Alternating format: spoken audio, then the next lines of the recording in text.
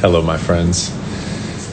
Jon should be coming on here shortly. Got a lot of good questions this week. Put up a couple of podcast episodes, or put up one yesterday. Going to do some more today. Been a little behind because of the move, but going to set up... I've got my vocal set up here, so I'm going to be recording some more podcast intros for the audio versions of these chats. We need a theme song for the show. Yeah, we definitely do. There's been some talk about moving some of this over to Twitch. Let me know what you guys think about that. Apparently, that's the jam for a lot of people. So we may move formats at some point. Let me grab Jon real quick. Waiting.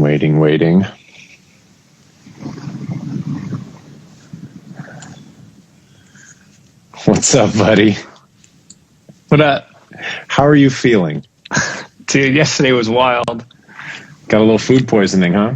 Dude, I hate that shit. It just comes out of nowhere. I didn't eat anything weird. Just down for the whole day. Interesting. I don't know. You don't know what it was? No, I didn't eat anything weird. And I didn't just nothing out of character. So just some reaction. Well, I'm sorry to hear that. Are you feeling a little bit better today? You said it was yesterday hit you? Yeah, I'm a lot better today, but I'm going to be a little low energy for the guests out there. It's all good, man. You're always thoughtful and generous with your time. I've been getting a few messages, and a couple people are talking about on the chat there about switching over to Twitch or something like that, switching over formats. Have you spent any time doing anything else with any other? No, but I'm open to anything. Yeah, we may look into Twitch. Definitely hit me in the DMs and let me know what else you guys like. If Twitch seems like a good place to do it, I know we can probably stream a little bit more easily, maybe multi-stream to other formats as well, YouTube, some other things. But and somebody said disclosure streams at this time on Twitch as well. So we could also we could swap times by an hour, swap days or something. I mean, the Tuesday's been pretty great, but if you guys have other preferences, definitely let us know. We want to make this easy for everybody and make it useful. So whatever's going to make the most sense. And obviously we'll do a live stream and then put clips on Instagram on the Live with Matt Rad. And I was saying before you got on, started to put together more of the audio versions of these. I've been behind on that because of the move, but put up number 7 yesterday. Going to do a few more in the next few days. So get a bunch more. I know there's a few people that really just like listening to these, and instead of having to have Instagram on to watch a full episode or YouTube or that sort of thing. Yeah. Got a lot of good questions. Maybe we'll just kind of there's a few rapid fire ones that I thought would be good to just kind of ease into it. Maybe we'll lean a little bit more like I told you over text on some of the production questions. Yeah, whatever lets you do more talking this time. I'm so out of it. Somebody asked about electric guitar stuff. Good effects go to Connor Tanzi was asking about that. I think the answer to that is I don't love any of the guitar emulators. I actually think the Pro Tools 111 is probably my favorite for amps, but it doesn't have really a lot of effects on it. I use a guitar rig. I use Amplitude. They all kind of have various sounds that are mostly not very good, but a couple of them are okay here and there. You got to kind of dig with them. I think, coming from recording a lot of live guitars, we may have talked about this on a previous stream, but recording a lot of live guitars, I'm so used to that all of the emulators, all of the amp simulators and things don't sound that great to me. Like I said, 11, I think the Pro Tools one has the best pure amp simulation that I've heard. But I'll basically just I have a few presets that I like on Amplitude, on Guitar Rig. If you guys have other suggestions, hit me up. Helix isn't bad. A lot of that's the sound. It says, Johnny said Helix isn't bad, but you have to roll off the high end or otherwise it sounds fake. I find that a lot. Everything's kind of like bright. You don't need high end on guitars anyway. I'm going to roll it off anyway in the mix. So whatever. Phil says Strymon Iridium changed my life for electric guitars. I'll definitely check that out. Yeah. Looks like there's a lot of good suggestions. DM me some of these things. Cause I don't I'm always looking for new stuff. I kind of hate the way all I heard in the question effects on guitarists, so I just want to say add chorus to everything. That's your solution to everything. Just chorus to everything. The Juno chorus plugin that Tal makes, the Eventide H3000. Man, yeah, the H3000 is magic on keyboards, guitars, all kinds of stuff. A bunch of people are hitting here with suggestions. We'd have to go back in the chat, and I don't think the lives save the chat. So actually, if you guys can, DM me. I'm really curious, and maybe we can make a list of them.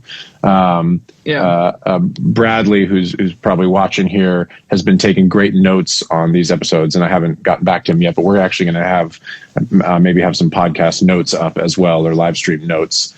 So maybe we can put some of that together. I generally just hate the way a lot of the guitar stuff sounds, but yeah, if you guys DM me, send me some ideas. What else? I like this one, and I'd be curious what you think. I like this question too. Dylan asked, if you could only have one synth for the rest of your life, what would it be and why Juno?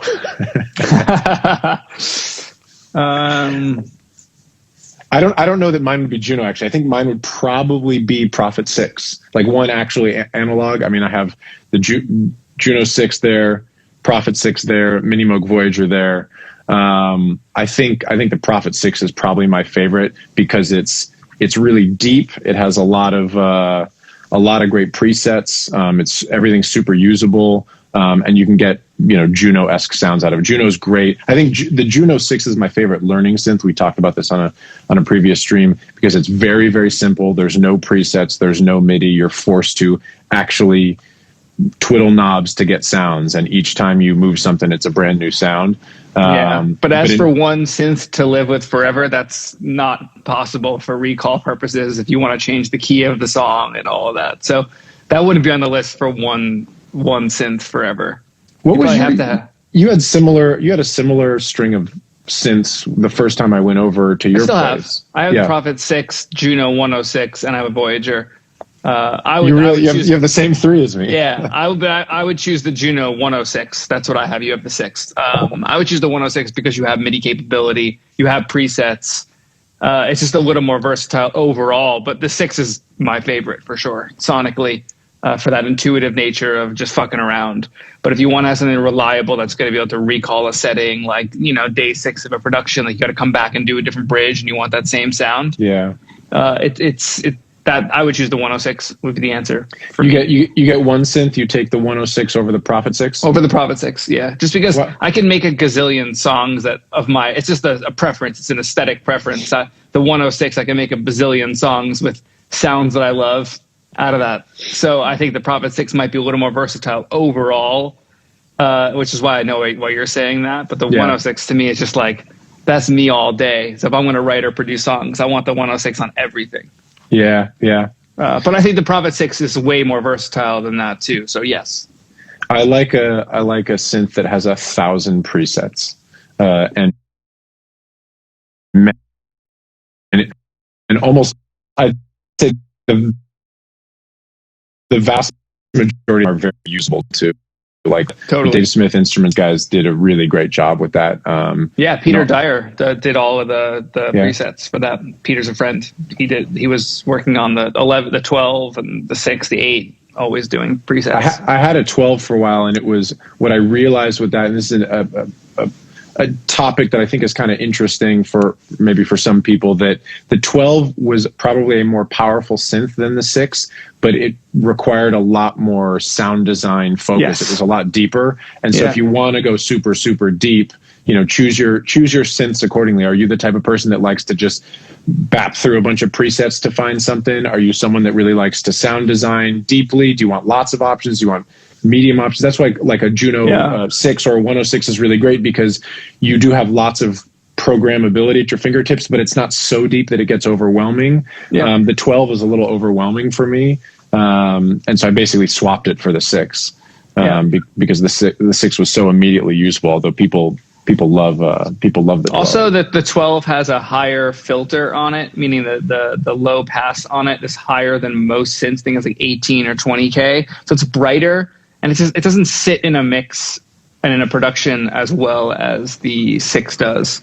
It's just a little bit more on that EDM tip. It's brighter, it's more brittle. It doesn't sound as warm and lush as the classic Prophets and the Junos do. So that's an aesthetic more digital, thing as well. modern. Yeah, and it doesn't hold up. I think it's very specific to a style of music. People are having good commentary about amp stuff in the comments. Definitely hit me up with that, because maybe we'll make a list for next week and kind of read off what people talk about. Let's see. Oh, here's one that I thought you might be able to respond to. I've had this as well. Somebody asked, I don't know if I want to say their name, but it says, someone just beat my mix for the first time. How do I deal with this emotionally? Don't respond emotionally. It's not, just move on. It's not. There's nothing personal or emotional in there to tease out. So you can sit with it all you want emotionally, and nothing's going to change. They chose the other mix. I mean, I deal with this all the time, I guess. Not all the time. I guess that's an exaggeration. But it happens. Like, I just got 6 out of 8 songs on a project that I was hired to do 8, and they used 6 of mine. They wound up using a rough mix for 1, and then they hired my friend Tyler to do another one. It was great that Tyler got the gig, right? Like, there was just no animosity in the process. I'm happy they used 6 out of the 8. Sometimes it's just not the right fit. It can't always be the right fit. No mixer is one size fits all. I think beat is not the right language to use. Nobody beat you. It's a preference thing. It's a this worked better for the song thing. It's about, I think the simple answer is reframe the response. Nobody beat you. This isn't a competition. It's an artistic choice. We're going through clips from, I think, our 7th chat, which we just put up on, the audio version is up wherever you find your podcasts. The 7th one, and you, I think it's from that one. We're going through clips with Francesco. There's one where you're talking about sort of copying versus, it was a conversation about using your ears and how to train your ears. And you talk about Jason Joshua, who's a great mixer, and talk about Max Martin, talk about if you're trying to be someone else, you're ultimately never going to be them. You got to kind of find your own thing. And and you should find your taste and develop your taste so that people hire you for your thing. And what that means, though, is that you're not always going to be right for everything. You're going to do the thing that you think is best, and it may not be the right production. It may not be the song that makes the record. It may not be the mix. You got to be okay with that. I mean, you got to make things on some level. You got to make things for you, and to the way that you want to hear them, because ultimately that's what's going to give you the longevity in a career. If you're the type of person that is just trying to copy what's out there, you're just going to be a step behind. It's like the Kanye West quote, "Trend is always late." If you're following what's happening right now, you're behind already. I mean, by definition. So it's okay if you do your best work and somebody doesn't choose it. It's not that one was better than the other. It just wasn't right for the project. Yeah, just reframe it. It's not emotional. It's not personal.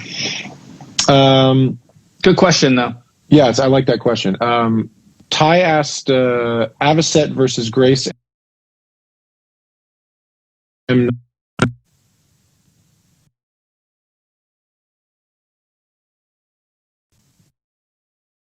Or like, how does monitor controller affect what you're doing?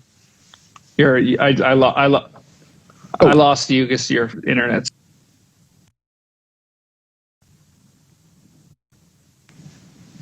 Can you hear me? Can you where hear you me? Are?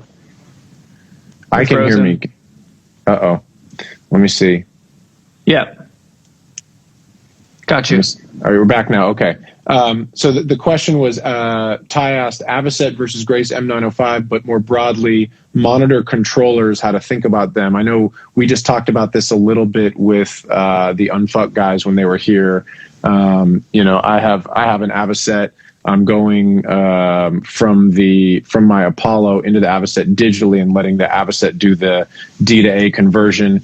Basically, monitor controller is about your D to A conversion. So the quality of your monitoring, we talk about a lot, quality of speakers, but getting a good D to A conversion is an important part of that process. Do you have specific thoughts on it or things you want to touch on? Those are the two I have most experience with. I had an Avocet for years, and now I have the M905 Grace design. I prefer the Grace tenfold on that. The main thing you're looking for is transparency in your monitor controlling. If you're using it as your DAC, I mean, either way, you want to instill no sonic quality to your monitor control. You want as clean of a signal path as possible, lowest distortion possible. The Grace is by far less distortion. I still think there's a color to the Avocet. The Avocet is a lot better than most on the market, way better than a Dangerous monitor controller. That thing should just be off the shelves. By the way, I had that for a while because I was like, I don't want to spend on the Avocet. I didn't know about the Grace. Just get rid of it. Just off the shelves. It broke twice. I hated that thing. Fuck. Yeah, Dangerous. Exactly. It's not good at all. It's dangerous. Honestly, it's dangerous for monitoring. And the M905 is great. I use it for the DAC. I've A/B'd it against the Lynx Hilo that I use for my A to D and D to A for my mix bus processing. And I think the Hilo sonically has some more transparent qualities that I've wrestled with. Do I get another one for monitoring? But for flexibility and functionality, the M905, there's nothing else like it that I know of to have all my my playback on one controller where I don't have to touch anything ever. So I have my rough mix as a digital out from Pro Tools that goes to the same button as my main mix. I can click it one press and I can A/B against the rough mix simultaneously with no latency, which is huge. Then I have my computer playback on it, Apple TV for streaming from the couch. And then there's a B rig that's an analog in from behind me from my production desk with all the synths on it. If someone else wants to come in and make beats from there, they can hear themselves with the speakers really easily by one button.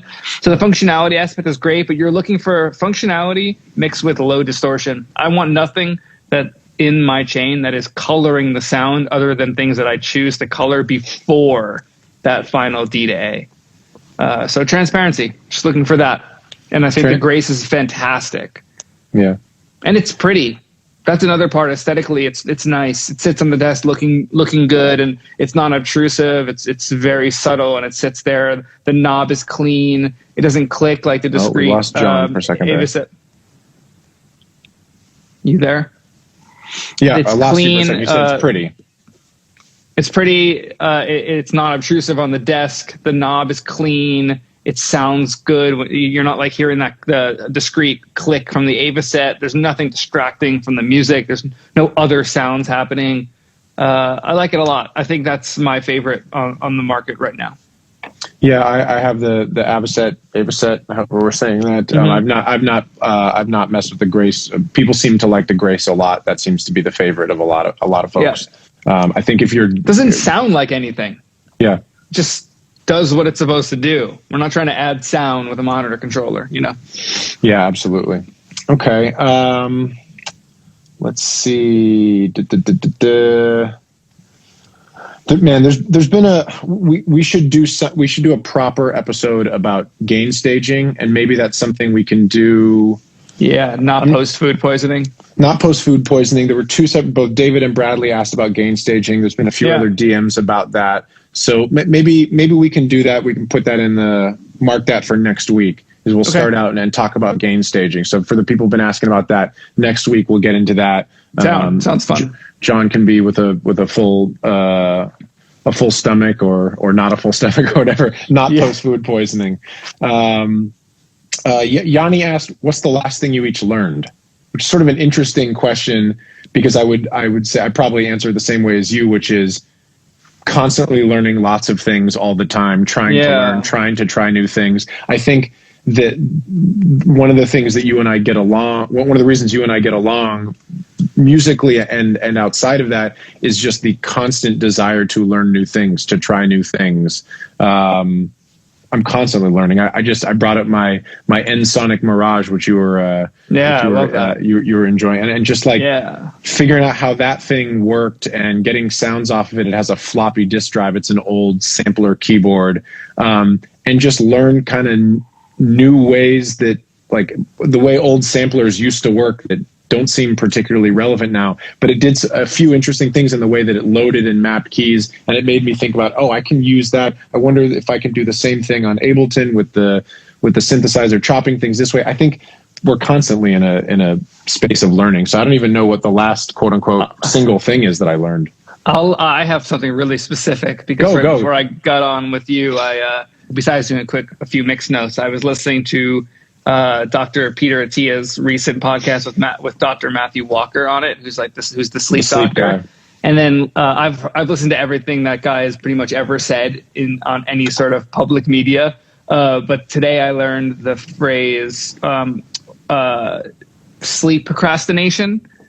So I learned today about, we all know it's not good to have our phones in our bedrooms, but specifically why, and that there's a terminology called sleep procrastination, and how you might, because the phone is near you, you might choose to do this little thing before you go to bed. Send this last email, check Instagram one more time, maybe press play on another podcast. That's going to be so mind exhilarating that you're not going to be able to sleep because you're so curious about what's going on. And I actually just 3 days ago, I think it just showed up this morning, ordered a real alarm clock for my room, so I don't actually bring my phone into the bedroom anymore, hopefully starting tonight.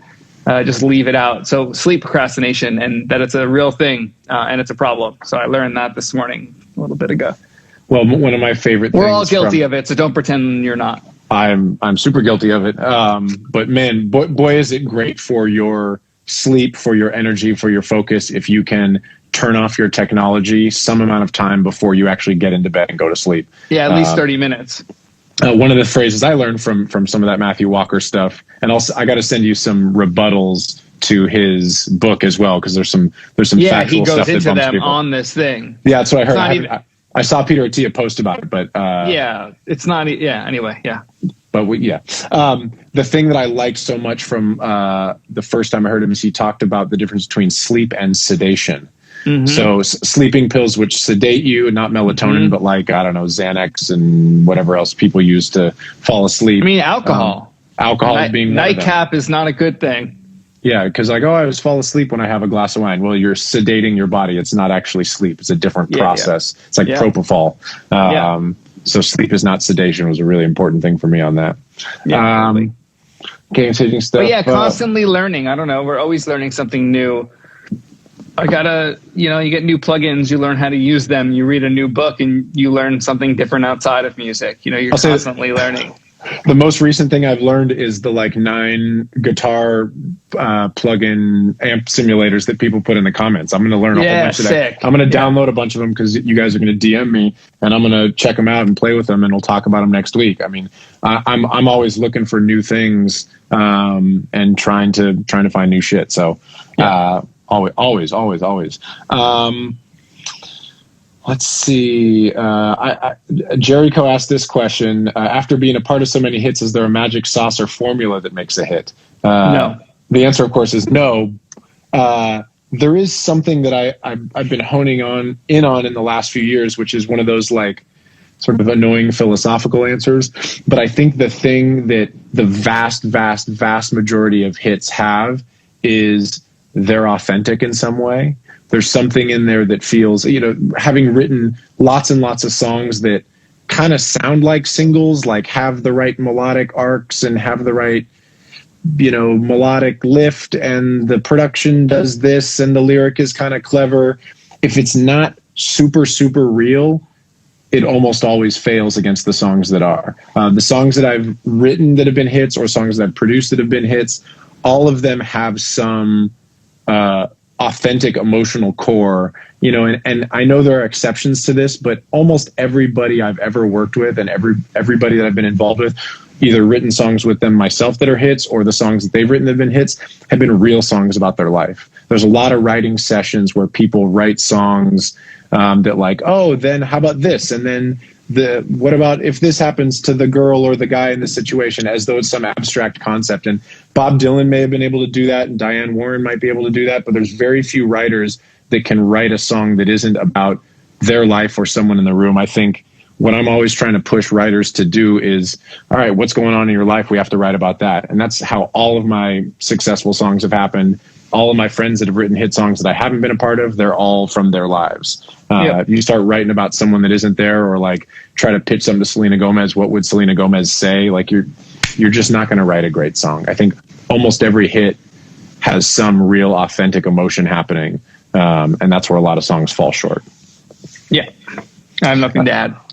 There were some questions about moving to a major city. When we talked about this in a previous one, I think we're going to make a clip out of it. But do you have any, given that we're now 3 or 4 months more into COVID world, the last time we talked about it, basically, should I move to LA? Should I move to London as a record maker, as a producer, a mixer? I still think the answer is probably yes, because there's just so many more creative people and so many things happening. It's not as necessary if you can go max out on things like this, where you're interacting with, you're interacting with people over social media. You can do sessions over Zoom. Things like that are happening. There's still a huge advantage to being able to, like you mentioned, going down to the coffee shop and running into a guy and talking about olive oil, and then all of a sudden he's a producer, and like those things happen in cities where lots of those kinds of people are, or lots of people like us. Yeah. I don't know if there's a good substitute for that yet. Although in LA, some people are coming back to doing sessions, but still there's a lot of, there's still a lot of social distancing. We may get another wave of COVID. It may be 6, 8, 10 months, 12 months until we can actually interact with strangers comfortably, if that happens. So I don't know that our answer has really changed in the last few months. Do you have any other thoughts on it? No, I mean, I'm living as though COVID is not going to be here forever. Well, I mean, it could be here forever, but with treatment for it, and life gets back to normal at some point. We've experienced, not us necessarily, but we've experienced, our species has experienced pandemics before, and we've only elevated from there. So, I mean, I still think you have to be in major cities where music is being made to do it, at least in the beginning of your career arc. Do I think you have to be here or there forever? I don't know. That's arguable. I'm still figuring that out in my brain. Coming on, I just hit 10 years. I don't know. Nothing much has changed. I think you should be here. I think if you've set up your career for 5+ years, that you're working every day stably for a few years in a row, and you have enough popular music under your belt that people are continuously hiring you for, then you can start shifting this change in your brain based on values. Are you trying to raise a family? Are you trying to not be at restaurants or bars or coffee shops on a regular basis with groups of strangers around you, and that's the only reason you were in a major city to begin with, have access to that stuff? Like, these are considerations that need to be weighed in. I don't think that there's a simple answer for, do you need to be in a major city to make music? I think mostly yes. I think, especially if you don't have a strong group of people that you are artistically creative with to begin with. Well, that's the answer, I think, is you need to find a network of people. And one of the people who asked that question was just outside of Dublin, Ireland. I don't know what the scene is like in Dublin. I don't know how far outside of Dublin this person is, but if there's a vibrant music community and you can make things that are great and get it out into the world, that's where you need to be. If London is better than Dublin, go to London, feel it out, see what it's like, especially, like you said, if you're in an earlier place in your life and career, that's the time to go make those changes. And by the way, it may be LA and London, it may be, Austin starting next year. It might, New York City might be great, or New York City might get abandoned. I don't know specifically which city, but thinking about, as we always talk about, the why, like why would you go to a major city? It's for a network of people, for meeting lots of people, strangers, whatever. I think the answer is, find the network of people, because that's really, really important. Yeah. Let's see.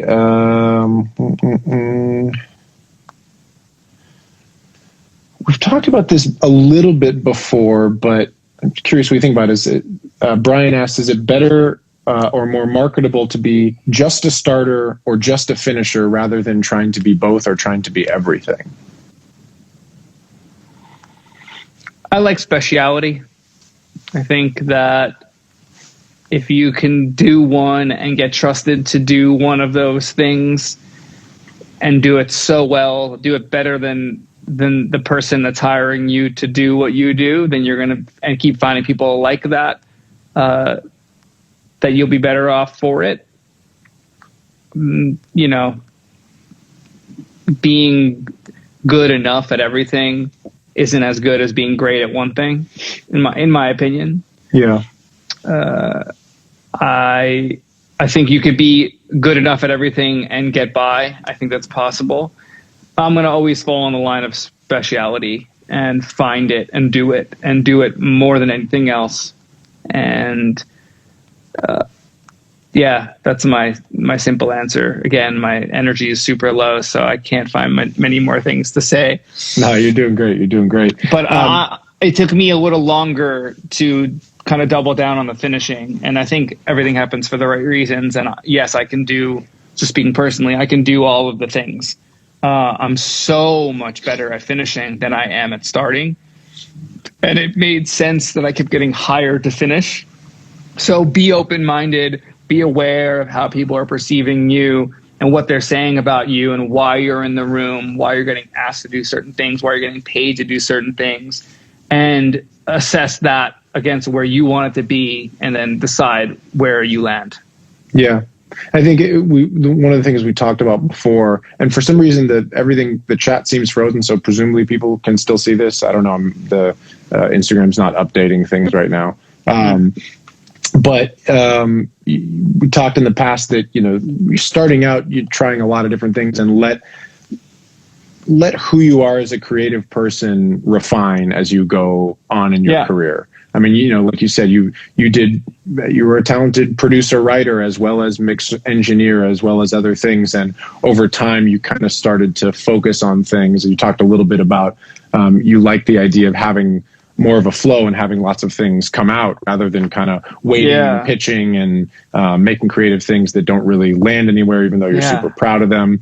That process can be frustrating for some people. So I think the answer is try to do a bit of everything. I mean, I've said this a few times to people, but like, if I were like 17 right now, I would be an artist. I would be a TikToker. I would be a producer. I would be a fashion person. I would be directing videos. I would just be doing everything available to me, and both letting my peer group dictate where I fit in the best, let the audience tell me what they like the most, and figure out what I really gravitate toward. I think it's worth trying to do everything. I think that's most of our stories at that point. It's when do you pivot? When do you change that point of view towards focus? Yeah. And find the right time to make that pivot and to understand, okay, this is, and being aware being as aware of doing it all as you can be aware of when something isn't working. And now you're 29 and the fashion didn't work out for you. You were always on the trend and never ahead of it, you know, back to what you said earlier. And when to recognize that something isn't working so you can move on to the other thing. And I think that's important to recognize that you're saying specifically, 17, 18, 19, like do it all. But there's probably a time, maybe a bit earlier than someone like me chose to do it, because I think I was 30 when I like really chose to double down.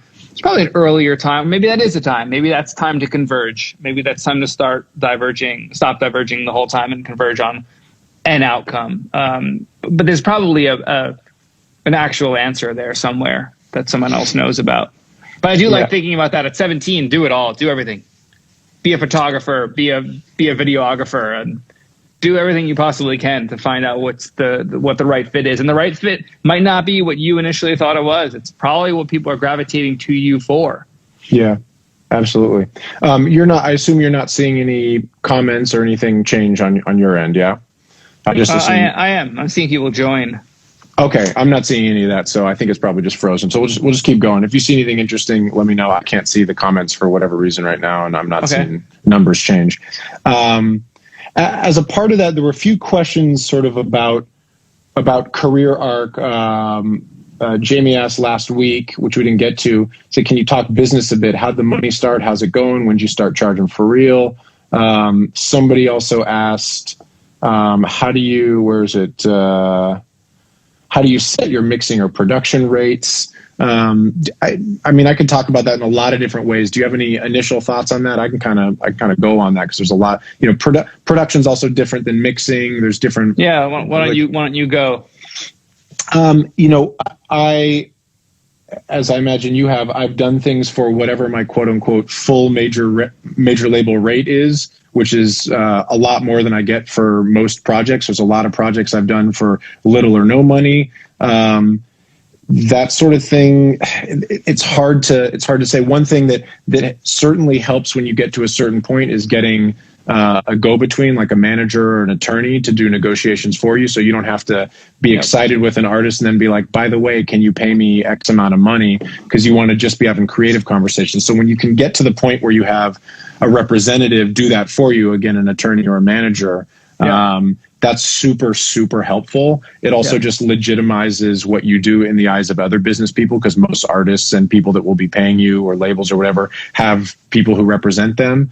I think the answer is you just got to go through that uncomfortable transition of starting to charge things, and some people won't be able to afford it. I mean, I'm actually in between management right now. I'm about to sign with a new manager, but I had a money conversation for the first time in a while, like a week ago, and somebody said, "What's your rate?" And I said, "It's this," and they were like, "Okay, we can work with that." And I was expecting them to say, "Oh, easy," or I don't know, it's way too much money, because it was a sort of an indie project, and it's a hard thing that I think there's very few people that are both creatives and business people who are able to do both. So ultimately, you want to get someone to represent you. Oftentimes early in your career, it's someone who is just like your buddy who doesn't really know what they're doing, and sometimes that can get you into trouble. As a mixer, I imagine you have basically a particular rate. When I'm doing mixing, it's like I have a rate per song with a royalty, but I'll do a discount if it's a bunch of songs, depending on the project. If it's last minute and they say we only have this much money, it's depending on if I have time and I want to do it, if I like the artist. I mean, is the annoying answer of it depends. No, that's true. Let me jump in there on that, please. Because I got rid of the indie rate thing. So I have one rate. I have a rate that I require per song, pays my assistant, pays my studio cost for the day, pays my management fees, lawyer, all the things, and what I need to stay afloat. Now, that's negotiable based on certain considerations. Okay, one of those considerations is, are you an independent artist? Are you self-funding this? Are you an independent artist that tours 10,000 cap rooms?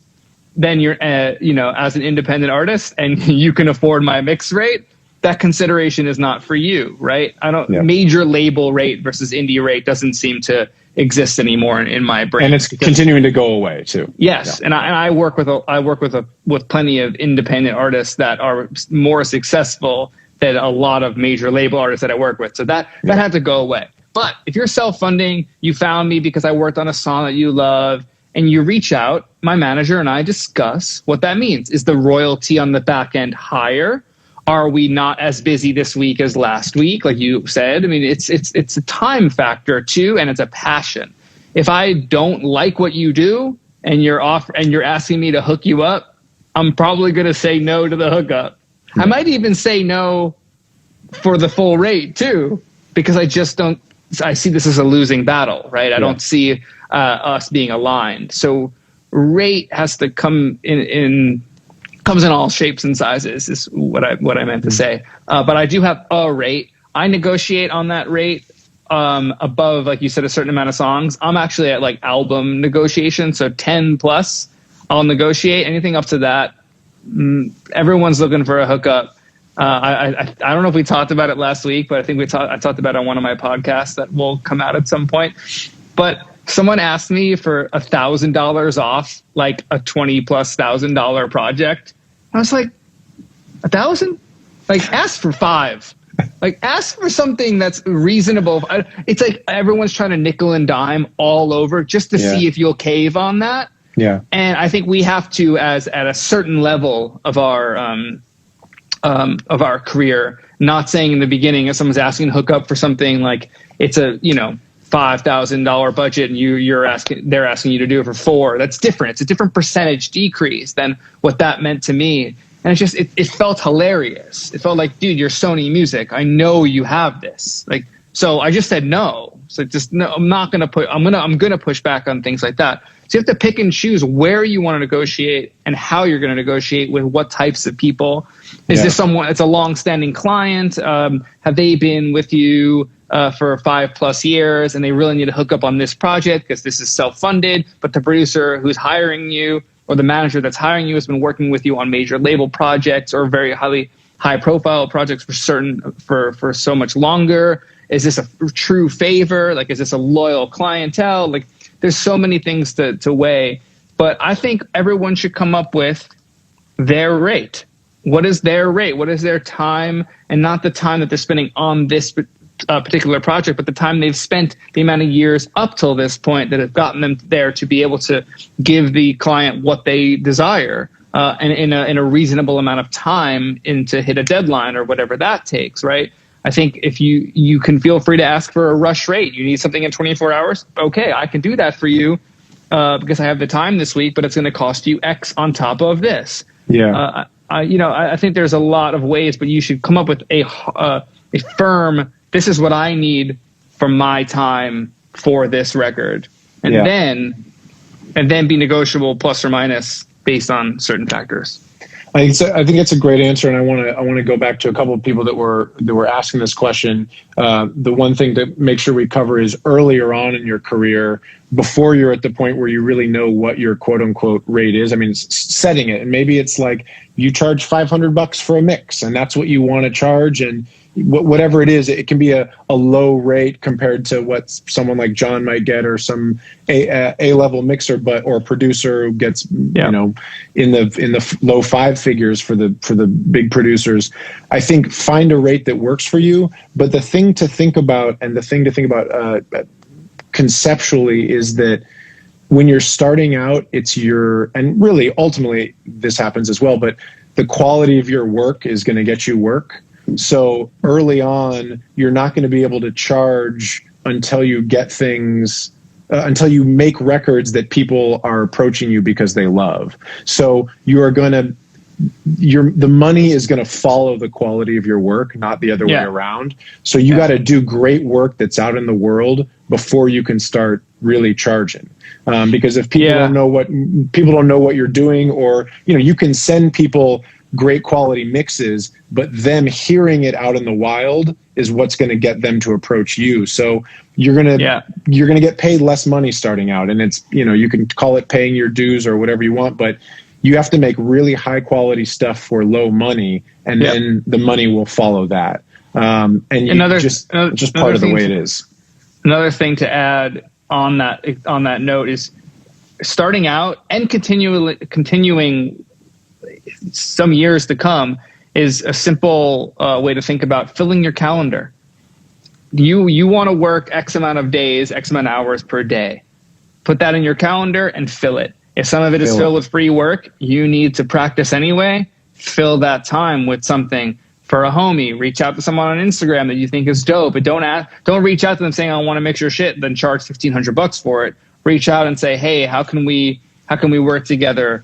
Well, I got time this week. Let me do one for you. I think you're dope. And fill the calendar.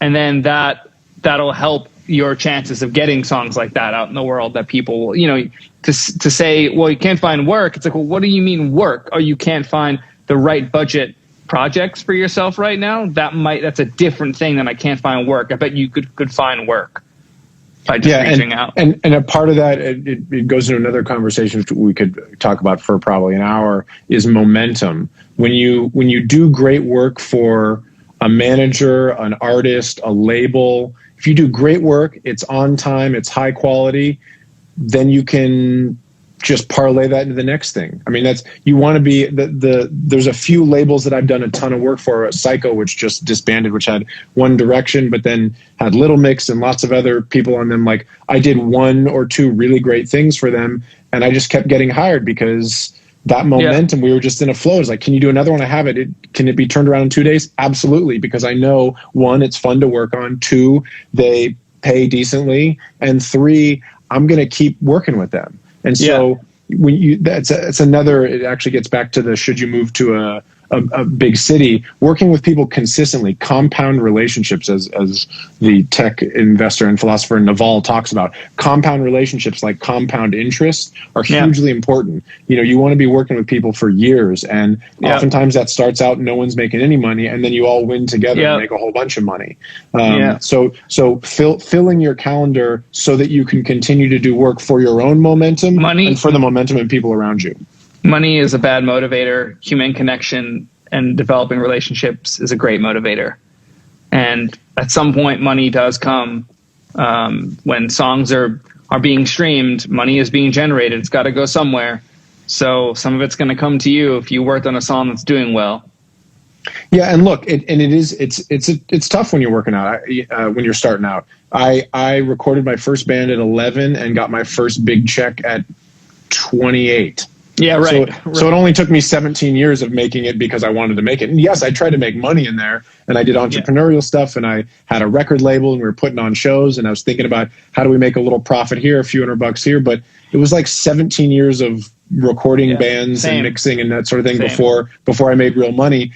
And by the way, that's where the competitive part of this thing that we do comes into play, where a lot of it is attrition. You got to just continue working for years and years and years because you love it, because, all the reasonable people stop doing it. By the way, and I worked with so many people when I was growing up that were more talented than me, that were better as an artist or better as a producer, whatever. And all those people ultimately got regular jobs. Maybe they're happier. Maybe they made the right choice. It was definitely the saner choice at the time. But I just kind of kept grinding it out, and I had great opportunities meeting people and working for people and great collaborators. But it took 17 years. So I didn't feel like I became an adult until I was like 29. I was like, I'm going to be able to have a career with this. Let's hit Josh's question on the screen right now. What do you think about mixers getting a point on the records they do? Should it be a standard practice or not? Yeah, I think it should be standard practice. I didn't always feel this way. I get a point. I get a point on everything I mix. Yeah, same. What I want to disclose, and I won't disclose what anything specific, but there was a very big record that I didn't get a point on that solidified the fact that I now deserve a point on every song. So I didn't get a point on something that now states that I need a point on everything else. So there's that's a bit of a personal thing. Well, that's what we were talking about, which is the money follows the success. Exactly. You get a big record as an additional producer, then you get co-production forever. Yeah. No regret not having a point on said record, because now it opened the doors to getting a point on everything since. I do think you have to pay your dues and be deserving of that to some degree, because I think what's deserving of a point is the way you're affecting the copyright, the way you're affecting the record. You coming in and making no moves and not doing anything to the record and kind of getting lucky being on it because you helped the producer like record a vocal, maybe. I don't know about that. I'm still like kind of, and I think a lot of people are going to say that's controversial and say, nope, if you worked on it, you deserve a point. Well, I don't know if that's true. I'm not 100% on that. But if you mix the record and you affected the sound of the record, I think you're deserving of a point. Yeah, look, it's important, again, it ties back nicely to what we were saying, that you're gonna do the work before the money comes. But if you do great work, you actually may have mentioned what song it is on a previous stream, but we won't say it out loud. But when you mix a song or you're involved with a song that's a big hit, it would be nice to get a little bit more money or a little bit more percentage of it. But if you get the credit on it, then that's your career for the next 10 years or 5 years or whatever it is, because you did great work. So do it again on a bunch of other things. I mean, this is something that I mentioned in a previous stream where my dear friend, artist, producer, Chris Wallace, I was stressing about a song, about it going the right place or getting the right thing. And he's like, unless you think it's the last great song you're ever going to write, like just get it out in the world and move on. And it's a really important thing. I know. And whether you believe it in the moment or not, that's impossible. that what you did was the last great thing you'll do, that's just not even a thing. That's not even possible. You want your great work to be out in the world, and yes, you want to get compensated for it. But the other thing too, nobody is ever going to get adequately compensated for anything. You're always going to, the best people always do more work than they get credit for. They always, but those people get hired over and over and over. What you lose in one, or you don't feel like you completely get what you deserve in one instance, if you work harder than everybody else and do better work and do some of other people's jobs, you're going to get hired forever. And that's where it's the long tail where all that value is. Yeah, agreed. I've gotten to the point, and you've gotten to the point where we get points on records we work on. Sometimes when I'm producing things in, hip hop realm, if you're a producer, you're also a writer, which is an interesting conversation. If you're in Nashville and you're a producer, you're never getting publishing. Right. And there's a whole spectrum in between. So sometimes I get hired to produce and I get publishing. Sometimes I don't. Depends on the project. Sometimes it's negotiable. Sometimes if somebody doesn't have a big enough budget to pay my fee, we do a larger royalty. We do a little bit of pub. These things are conversations that you and I now get to have, having had hits and having had success. But when you're starting out, do the great work, get the great work, and then once that work blows up, get your good credit, even if you didn't get all the money or get the point, and then apply that to your next, if you have a hit, the price goes up for the next one. Right? People say that all the time. You have a hit, price goes up. That's the way to do it. Somebody's there was a great question earlier, which I wanted to flag as well, which you and I have talked about a little bit, which is how do you say no? And that might be another whole hour. The ability to, and I was talking to somebody in the DMs, I can't remember who it was, about getting rough mixes that were really smash. And we did it. There's a clip on the live. Just say no. But if there's something you want to work on or something you get hired for and the rough mix is a little too hot, being able to have a conversation and being able to say no, being able to say, hey, I'm going to do a little more like this. The ability to communicate is probably the most important part of being a record maker. I think a lot of people have the same skills, the same plugins. Everybody's got a Splice account. Everybody's got a lot of the same tools. What it really is, aside from taste, obviously, and experience, is the ability to communicate. I think most people get hired and rehired because they're great to deal with and they can communicate well and help you achieve your goal. I think the ability to say no comes down to being able to have a good conversation with people, being able to tell people no. I mean, I don't know that there's a specific answer of how do you learn how to say no to people, but that's I don't know. You got thoughts on that? It's a really important skill. I just like to exist in the thought realm of I'm not afraid to lose the gig. So that makes it easier to say no because this isn't the last gig I'm going to be offered, right? It's that thought. Is this gonna be the last great song you write? Was this gonna be the last good or great song I get asked to mix? It's not realistic to think that way. So saying no, it's not gonna be the last time you're offered a song. Yeah. I only say no to things that are for two reasons. One, they're just so far out of the budget that I'm devaluing myself and other mixers by saying yes to it at my mixer equivalence level. I think there are kind of 3 tiers of mixer rate points. I think I'm in the middle of these tiers. Maybe there's 4 tiers, but I'm somewhere in the middle of what it costs to have. So if it's something that's in way below that tier, I have to say no. Or if it's something I don't think I can enhance, like back to the smashed rough mix. Like, what am I going to do to improve your -4 EDM limited version of an acoustic guitar and vocal song? Like, how am I going to make you understand what it could be like to have a compelling dynamic version of this when this is how you've been living with it forever? It's a losing battle. I'm going to say no. Yeah. Not because I don't like your song, because I don't like you as an artist, because I know you're not going to be able to hear the improvement because of demoitis. So I say no. I'm about to say no to something that I've already been contracted to mix, that I really want to mix, that I love this artist.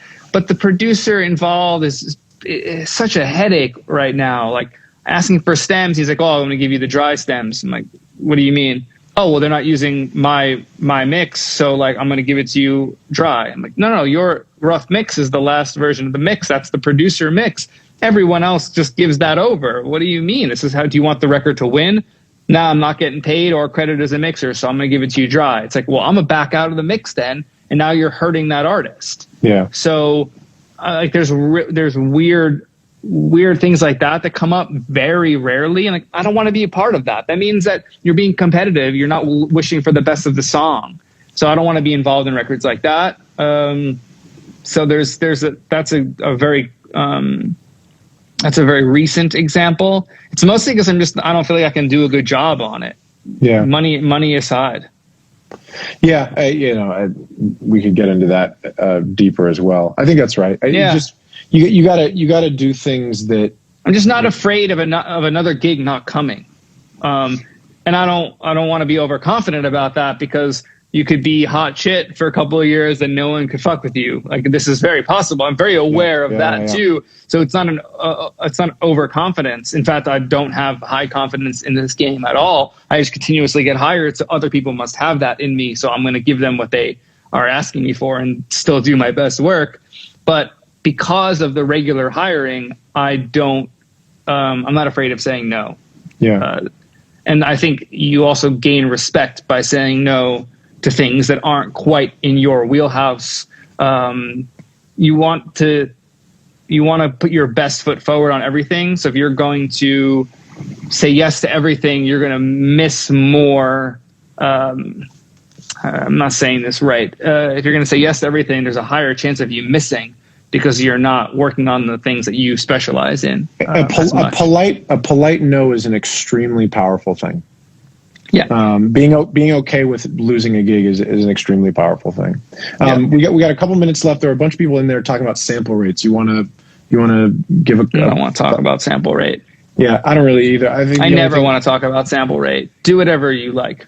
Yeah, the only thing I'll say about sample rate is if you're switching back and forth and converting, you're losing fidelity, and so don't do that. If you're doing a jazz record, do 192. That's what I'll say. with a computer that can take it. Yeah, exactly. With fast hard drives. Because you'll probably exactly. But you probably won't need as many plugins after you're recording a jazz record well, so your computer can handle it. Just put a ton of decapitator on everything. Yeah. I think we touched on a lot of, for feeling pretty sick today, I think we touched on a lot of good stuff. I think I love these kind of questions more than what saturator I use on a guitar or something. Yeah. I think that's cool, and I'm glad we did a few weeks of that as well, and we can definitely keep doing that. But I think these kind of more these bigger questions of how do you say no? How do you exist in this